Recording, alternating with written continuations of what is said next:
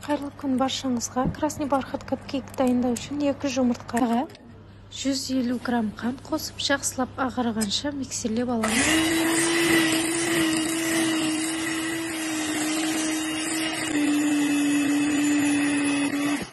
Миксерлеп алдық. Енді сұйық массамызға 120 грамм сұйық май мен 140 грамм кефирімізді қосып, астынан үстіне қарай осылай бір қалыпқа келгенше араластырып аламыз.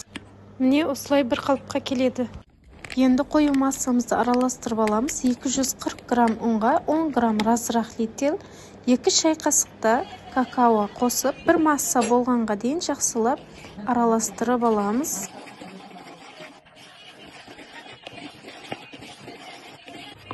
Міне барлығын жақсылап араластырып алдық. Енді сұйық массамызға ұнды араластыратын боламыз. Араластыру барысында ұнды 3-4 бөлікке бөліп, жай-жайдан салып араластырамыз.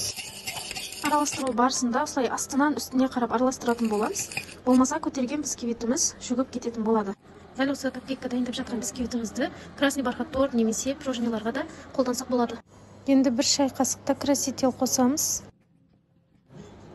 Мен осы красительді қолданамын. Сіздер құрғақ түрін қолдансаңыздар да болады. Бұны да астынан үстіне қарай араластыратын боламыз. Міне осындай біркелкі массаға келеді. Осындай кекстің қағаздарын орналастырып шығамыз. Енді кексімізді сала берсек болады. Дәл осылай салып шығамыз барлығын. Салып жатқан кезде толтырып жібермей, дәл осы видеодағыдай салып шығамыз. Өйткені бұл піскен кезде тағы да көтеріледі және арасы жақсы пісіп шығады. Міне капкейкіміз де пісіп шықты.